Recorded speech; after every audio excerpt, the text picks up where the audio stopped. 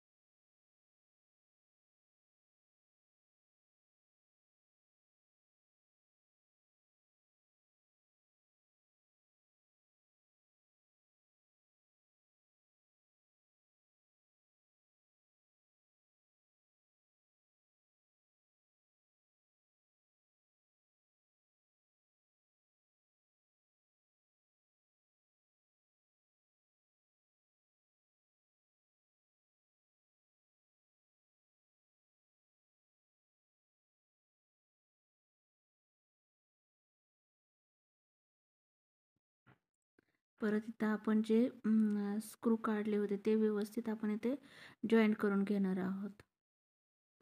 व्यवस्थित कपड्याने साफ करून घ्यायचे आणि स्क्रूच्या साहाय्याने व्यवस्थित स्क्रू फिट करून घ्यायचे. दाखवल्याप्रमाणे तुम्ही करू शकता.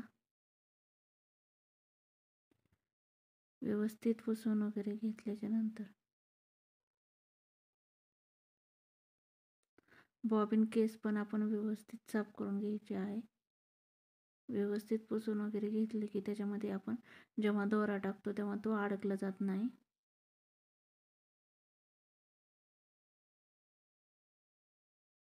मशीन व्यवस्थित सगळीकडून साफ करून घ्यायची. धूळ वगैरे असेल तर ती व्यवस्थित साफ. जर आपण मशीन काम झाले की झाकून ठेवले की आपल्याला जास्त काही प्रॉब्लेम येत नाही. जर आपण मशीन उघडीच ठेवली तर त्यावर ती धूळ जाऊन बसते आणि आपल्या मशीन खराब होण्याचे चान्सेस जास्त असतात.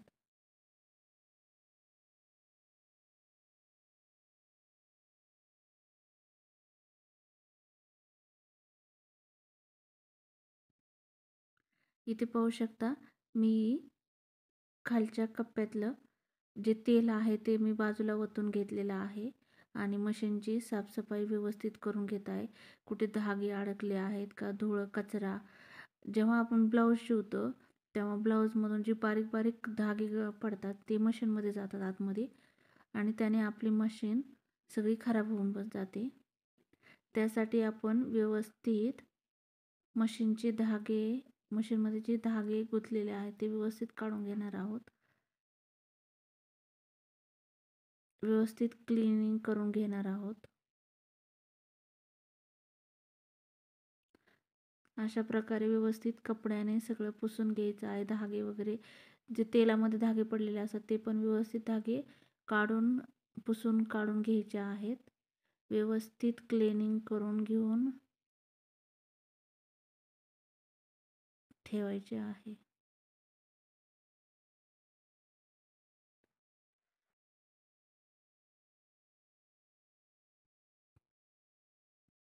इथे मी मशीनचं तेल एका पेल्यामध्ये ओतून घेतलं होतं. त्याच्यामध्ये जर काही धागे गेले असतील तर मी चाळणीच्या साहाय्याने गाळून वतलं आहे. माझं तेल आणखीन हे व्यवस्थित आहे, त्याच्यामुळं मी हे गाळून वतलं आहे. तेल काय बदलायची मला गरज पडली नाही. आहे तेच तेल मी वापस गाळून टाकले आहे. फक्त त्याच्यामध्ये एखादा धागा अडकला जाऊ नये म्हणून मी ते गाळून टाकत आहे.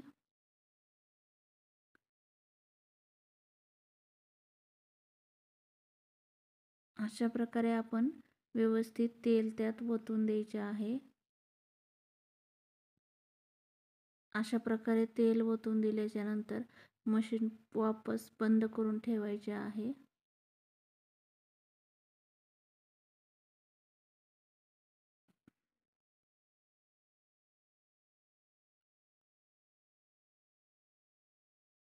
तुम्ही बघू शकता मशीन किती क्लीन झालेली आहे.